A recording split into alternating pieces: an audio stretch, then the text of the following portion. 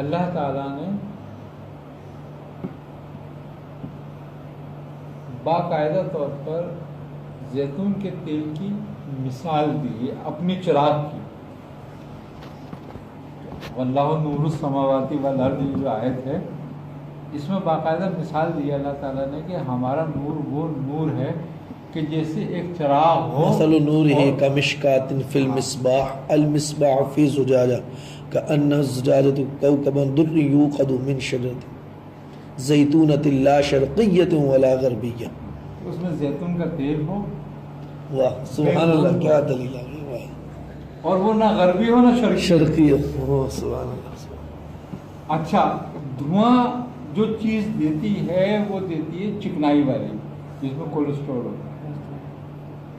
خوبی کی بات ہے یہ, جس میں نان کولیسٹرول دھواں نہیں دیتی چیز, اس میں جلنے کے لیے کچھ نہیں ہوتا. یعنی کولیسٹرول جلنے کے لیے ہوتا ہے. ہاں اب قرآن میں اللہ کہہ رہا ہے نا کہ وہ بے دودھ ہوگا, یعنی اس کی روشنی بے دودھ دھواں نہیں ہوگا.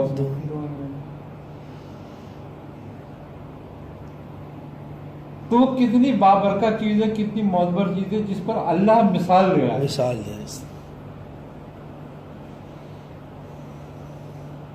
آج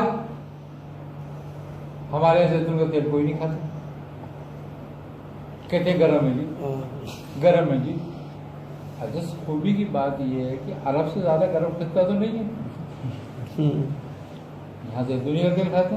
کھجور کھاتے تو کھجور بھی تو اللہ نے انجیر کی قسم کھائی. کہتے ہیں کہ انجیر وہ پھل ہے کہ معدے کے لیے اس سے اچھا پھل دوسرا کوئی نہیں. ام الامراض یعنی کہتے ہیں سردار کو یا ماں کو,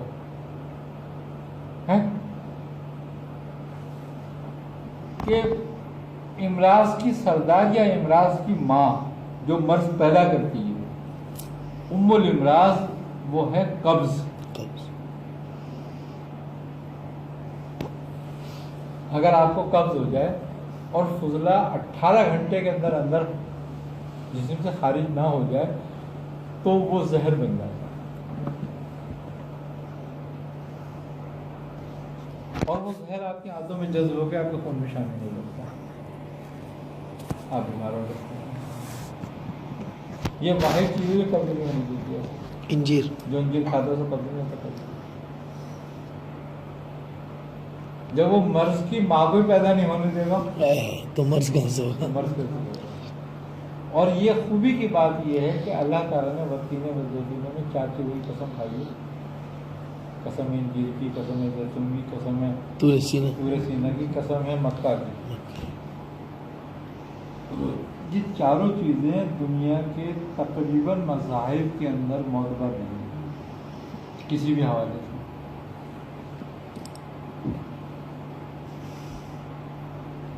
تو کوئی چیز معتبر یا محترم خامخواہ نہیں ہو جاتی. قرآن میں تو باقی کوئی وجہ ہے. تو ہم جو ہے ہم تو اس پہ تفکر ہی نہیں کرتے قرآن کا. بس ہم نے عقیدے کو لے لیا. جب اس نے ایک بات کہہ دی کہ کچھ نہیں ہے خشکی اور تری میں, ولا رطب ولا یابس الا فی کتاب مبین, جو اس کتاب میں نہ ہو. آپ کس بات پر شک کرتے ہو؟ آپ پھر آپ کا شک کس پر؟ جب وہ یہ کہہ رہا ہے کہ کچھ نہیں تری اور خشکی میں, یعنی کہ سمندر میں, بر میں اور بحر میں, جو اس کتاب میں نہ نہیں آیا, اس کی تفسیر اس کتاب میں موجود نہ, اس کے اشارے. تو اس کا مطلب کیا ہو گیا کہ یہ کتاب روحانیت کے ساتھ ساتھ مادیت کے لیے بھی ہے.